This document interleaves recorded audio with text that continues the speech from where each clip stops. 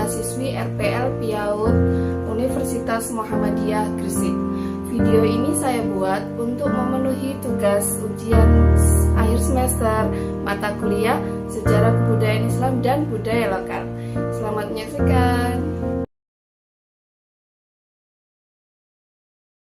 Sejarah kebudayaan Islam di Indonesia sangat panjang dan kaya, meliputi berbagai aspek kehidupan seperti politik, sosial, ekonomi, dan budaya. Adalah beberapa poin penting dari sejarah kebudayaan Islam di Indonesia. Yang pertama yaitu masuknya Islam ke Indonesia.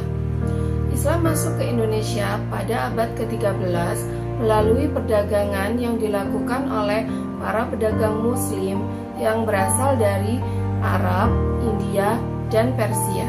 Mereka tidak hanya membawa barang dagangan, tapi juga membawa ajaran Islam ke Indonesia. Proses penyebaran Islam di Indonesia berlangsung secara damai, yakni melalui interaksi sosial dan budaya. Beberapa pusat penyebaran Islam yang penting di Indonesia adalah Aceh, Sumatera, Maluku, dan Pulau Jawa. Penyebaran Islam di Pulau Jawa. Salah satu tokoh penyebar agama Islam di Pulau Jawa yang berperan penting dalam penyebaran agama Islam di Pulau Jawa adalah Wali Songo atau 9 Wali. Wali Songo menyebarkan agama Islam di Pulau Jawa pada abad ke-15 dan 16. Mereka memiliki peran besar dalam mengubah mayoritas masyarakat Jawa yang beragama Hindu dan Buddha menjadi Muslim.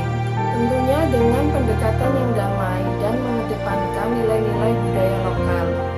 Wali Songo menyebarkan ajaran Islam dengan cara yang unik, memadukan ajaran Islam dengan tradisi budaya lokal, sehingga masyarakat tidak perlu melepas nilai-nilai tradisi mereka untuk bisa menerima agama Islam.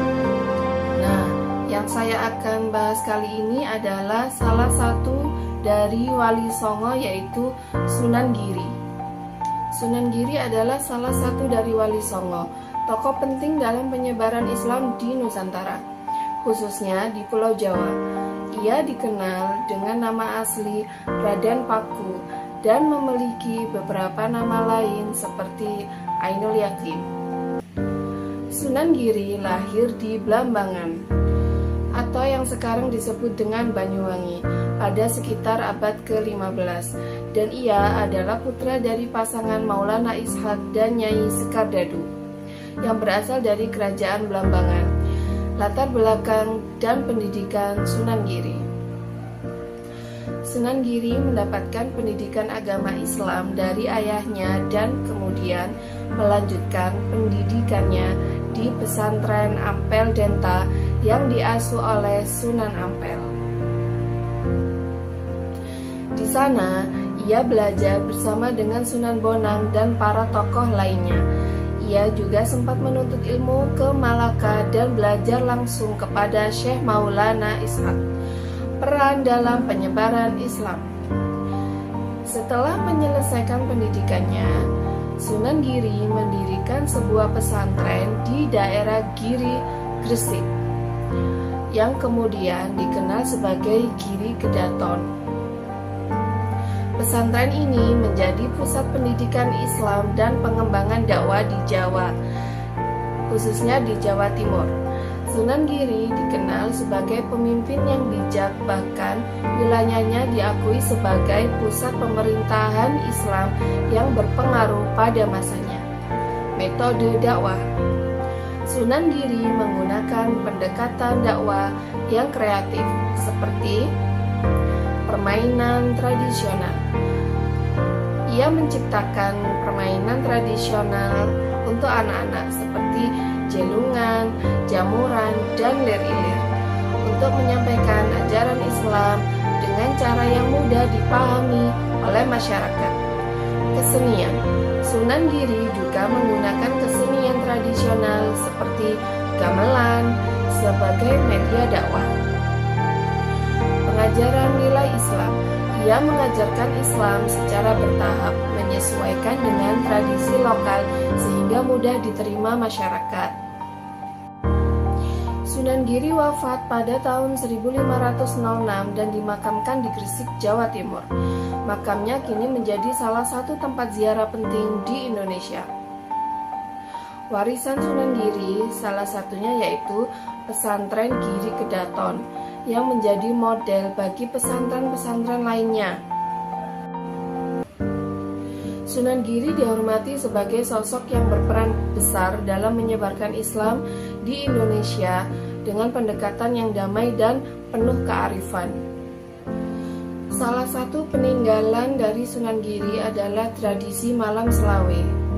Malam Selawe adalah tradisi keagamaan yang berasal dari wilayah Giri, Gresik, Jawa Timur, dan memiliki keterkaitan erat dengan ajaran serta dakwah Sunan Giri. Tradisi ini berlangsung pada malam ke-25 di bulan Ramadan dan memiliki makna keagamaan yang mendalam. Berikut adalah sejarah dan penjelasannya. Asal-usul Malam Selawe.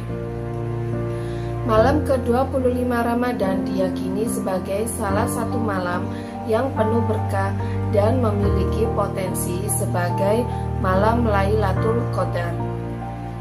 Sunan Giri menggunakan momen ini untuk menggerakkan semangat ibadah masyarakat. Peran Sunan Giri dalam Malam Selawe.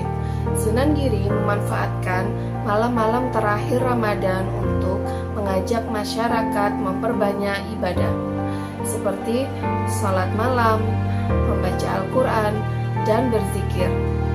Malam ke-25 dipilih karena dipercaya memiliki keistimewaan dan dapat menarik perhatian masyarakat.